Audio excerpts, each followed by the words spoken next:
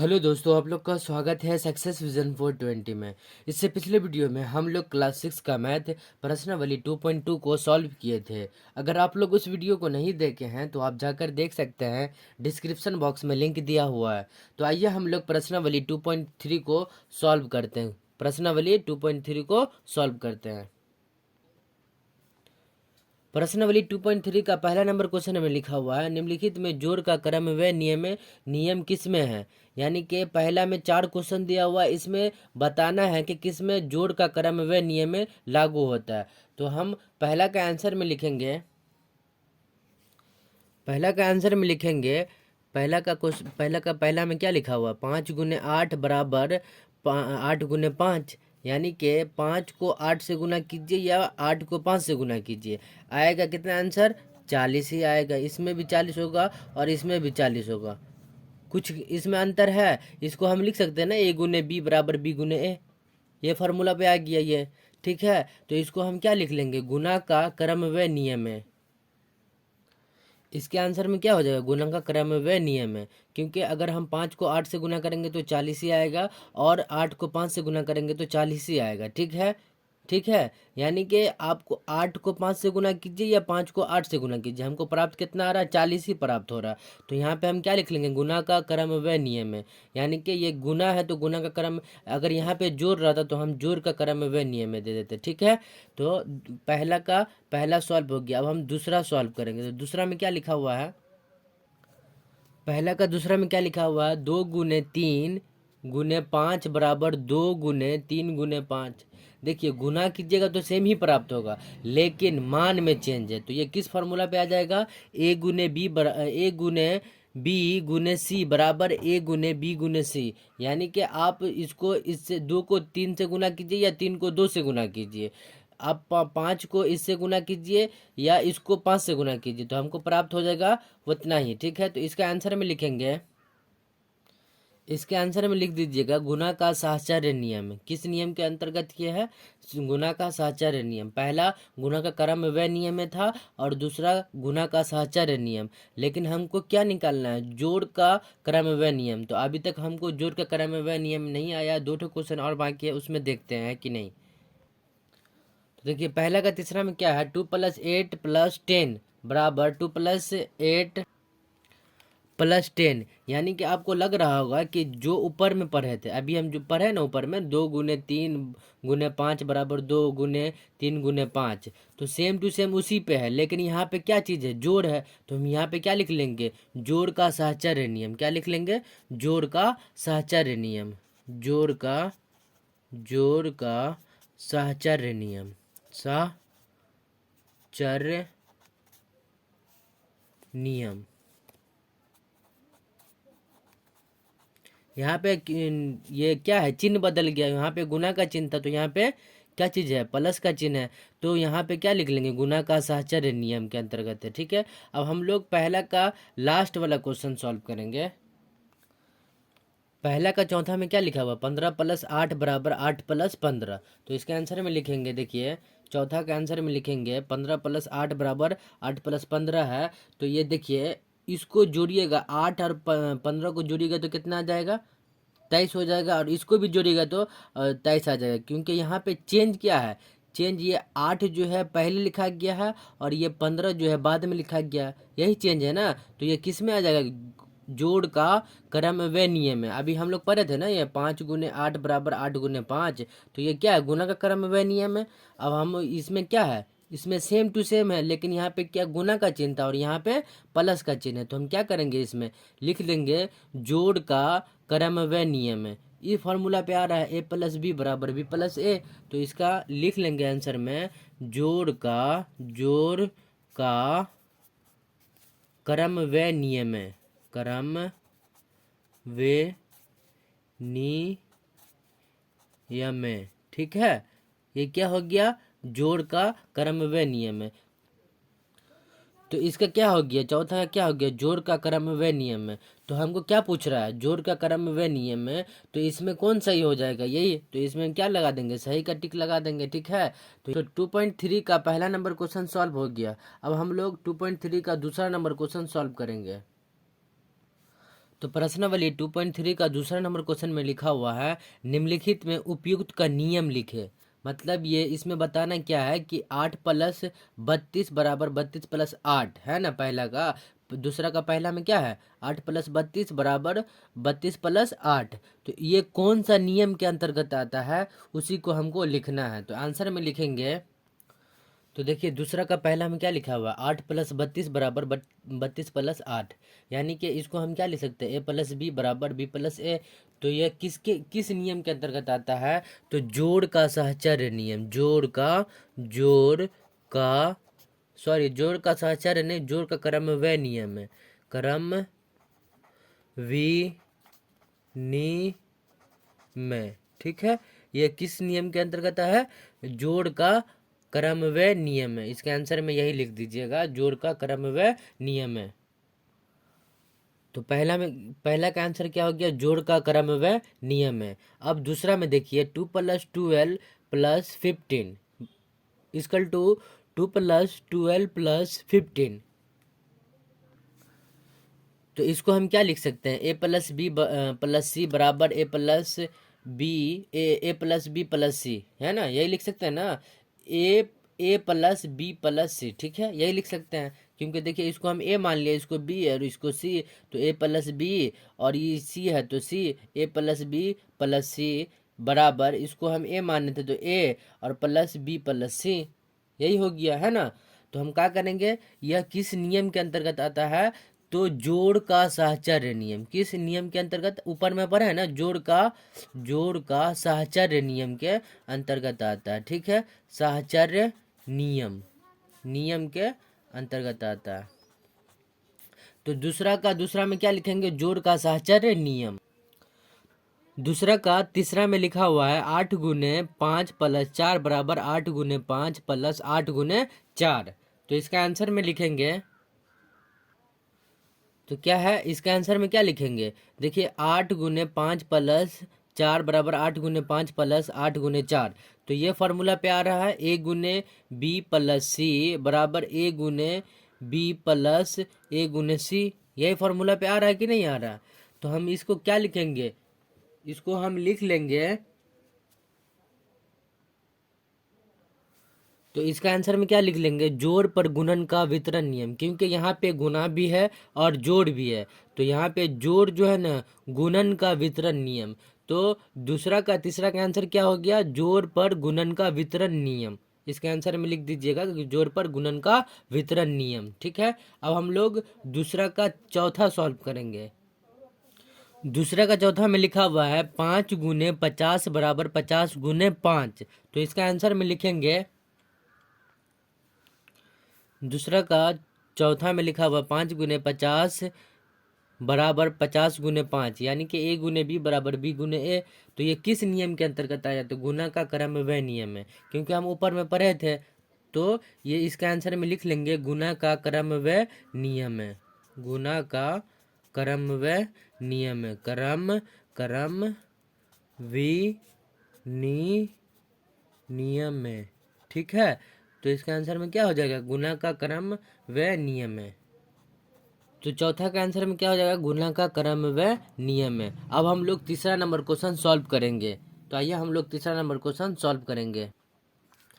तो देखिए तीसरा नंबर क्वेश्चन में लिखा हुआ है निम्नलिखित में से किस में शून्य निरूपित नहीं होगा।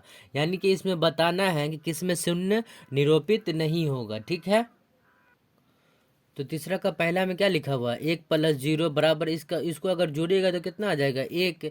और दूसरा में क्या है दूसरा में देखिए 0 गुने 0 बराबर क्या हो जाएगा अगर 0 को 0 से गुना कीजिएगा तो कितना हो जाएगा इसका आंसर 0 हो जाएगा। तो पहला में क्या होगा इसमें शून्य निरूपित होगा नहीं होगा। तो यहाँ पे लिख देंगे इसमें शून्य निरूपित नहीं होगा। तो क्या लिखेंगे इसमें 1 + 0 बराबर क्या हो जाएगा 1। क्योंकि 1 को 0 में जोड़िएगा तो 1 ही आएगा। तो इसमें क्या होगा इसमें शून्य निरूपित नहीं होगा क्योंकि यहाँ पे शून्य नहीं आया। तो इसलिए इसका आंसर क्या हो जाएगा शून्य निरूपित नहीं होगा। और इसको दूसरा में देखिए 0 को 0 से गुना कीजिएगा तो हमको 0 ही प्राप्त होगा। तो हाँ इसमें शून्य निरूपित होगा। और तीसरा में क्या है देखिए तीसरा में है 0/2। अगर आप इसमें भागा दीजिएगा तो हमको 0 प्राप्त हो जाएगा, तो इसमें भी शून्य निरूपित होगा। तो इसमें अगर 0/2 को भागा दीजिएगा तो हमको 0 प्राप्त हो जाएगा, तो हाँ इसमें शून्य निरूपित होगा। लिख दीजिएगा आंसर में, हाँ इसमें शून्य निरूपित होगा। अब हम लोग चौथा नंबर क्वेश्चन सॉल्व करेंगे। तो चौथा में क्या लिखा हुआ, 10 - 10/2। अगर इसको हम सॉल्व करेंगे तो यहाँ पे क्या आ जाएगा, 0/2 आ जाएगा। 0/2 आएगा तो यहाँ पे क्या हो जाएगा, इसको भागा दीजिएगा 2 को 0 में, तो कितना प्राप्त होगा, हमको 0 प्राप्त होगा। तो इसमें भी लिख दीजिएगा, हाँ इसमें शून्य निरूपित होगा। तो चौथा का आंसर में क्या लिख दीजिएगा, हाँ इसमें शून्य निरूपित होगा। तो क्या बोल रहा है इसमें, क्वेश्चन में क्या बोला, निम्नलिखित में से किस में शून्य निरूपित नहीं होगा। तो शून्य निरूपित किस में नहीं हुआ है, तो पहला में नहीं हुआ, तो इसका आंसर क्या हो जाएगा, पहला। टिक लगा दीजिए इसमें, ठीक है। अब हम लोग प्रश्नावली 2.3 का चौथा नंबर क्वेश्चन सॉल्व करेंगे। तो देखिए चौथा नंबर क्वेश्चन में लिखा हुआ है, यदि दो पूर्ण संख्याओं का गुणनफल शून्य है, कितना है, यदि दो संख्याओं का गुणनफल शून्य है तो क्या हम कह सकते हैं कि इनमें से एक या दोनों ही शून्य होने चाहिए। उदाहरण देकर अपने उत्तर को पुष्टि कीजिए, यानी कि हमको उदाहरण देकर बताना है। तो चौथा का आंसर में लिखेंगे, चौथा का आंसर में क्या लिखेगा, तो पहले हम क्या लिख लेंगे, पूर्ण संख्या। तो पूर्ण संख्या किसको कहते हैं, जो 0 से शुरू होता है, 0 से लेकर के 0 1 2 3 4 5 से लेकर के कहाँ तक, अनंत तक। तो पूर्ण संख्या में बोल रहा है, तो पूर्ण संख्या में यदि दो पूर्ण संख्याओं का गुणनफल शून्य है तो क्या हम कह सकते हैं कि इनमें से एक या दोनों ही शून्य होनी चाहिए। उदाहरण देकर अपने उत्तर को पुष्टि कीजिए। तो क्या हम 0 को 1 से गुना करेंगे, 0 को 1 से गुना करेंगे तो कितना प्राप्त होगा, हमको 0 ही प्राप्त होगा। अगर हम 0 को 2 से गुना करेंगे तो कितना प्राप्त होगा, हमको 0 ही प्राप्त होगा। अगर हम 0 को 3 से गुना करेंगे, 3 से, तो हमको कितना प्राप्त होगा, 0 ही प्राप्त होगा, है ना। तो हम क्या लिख लेंगे, इसके आंसर में लिख लेंगे, हाँ गुणनफल में केवल एक शून्य या दोनों ही शून्य हो सकता है। तो इसके आंसर में क्या लिख दीजिएगा, हाँ गुणनफल में केवल एक शून्य या दोनों ही शून्य हो सकता है। अब हम लोग प्रश्नावली 2.3 का 5वां नंबर क्वेश्चन सॉल्व करेंगे। तो देखिए 5वां नंबर क्वेश्चन में लिखा हुआ है, यदि दो पूर्ण संख्याओं का गुणनफल 1 है तो क्या हम कह सकते हैं कि इनमें से एक या दोनों ही 1 के बराबर होनी चाहिए। उदाहरण देकर अपने उत्तर की पुष्टि कीजिए। यानी कि हमको क्या बताना है, यदि दो संख्या का गुणनफल 1 है तो क्या हम कह सकते हैं कि इनमें से एक या दोनों ही 1 के बराबर होनी चाहिए। उदाहरण देकर हमको बताना है, ठीक है। तो इसका आंसर में लिखेंगे, तो इसके आंसर में क्या लिखेंगे, पूर्ण संख्या। तो हमको क्या बोल रहा है, यदि दो पूर्ण संख्या, तो पूर्ण संख्या क्या होता है, 0 से लेकर के अनंत तक, 0 1 2 3 4 5 से लेकर के अनंत तक। तो लिखेंगे इसका आंसर में, अगर हम इसको लिखेंगे, यहाँ पे देखिए उदाहरण के साथ लिखना है, उदाहरण के साथ हमको लिखना है। तो इसके आंसर में अगर यहाँ पे हम 2 को 1 से गुना करेंगे तो हम कितना प्राप्त होगा, 2 प्राप्त होगा। और फिर यहाँ पे हम 3 को 1 से गुना करेंगे तो हमको कितना प्राप्त होगा, 3 प्राप्त होगा। अगर यहाँ पे हम 5 को 1 से गुना करेंगे तो हमको कितना प्राप्त होगा, 5 प्राप्त होगा। लेकिन यहाँ पे अगर हम 1 को 1 से जो गुना कर देंगे तो हमको कितना प्राप्त हो जाएगा, 1 प्राप्त होगा। तो इसका आंसर, तो देखिए यहाँ पे क्या किए हैं, 2 गुने 1 बराबर कितना हो गया, 2।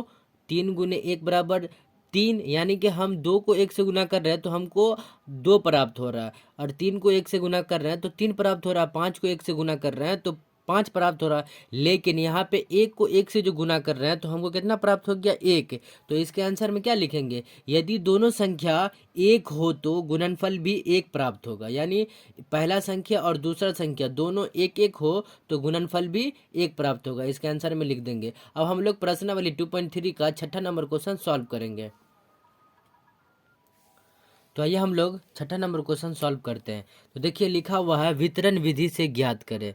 कौन सा विधि से, वितरण विधि से। तो पहला क्वेश्चन में क्या लिखा हुआ है, 638 गुने 101।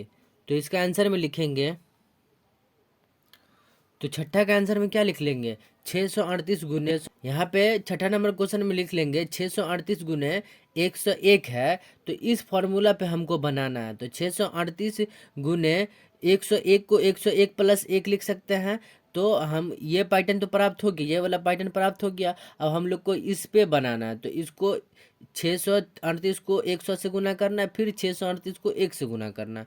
तो यहाँ पे लिख लेंगे 638 गुने 100 प्लस 638 गुने 1।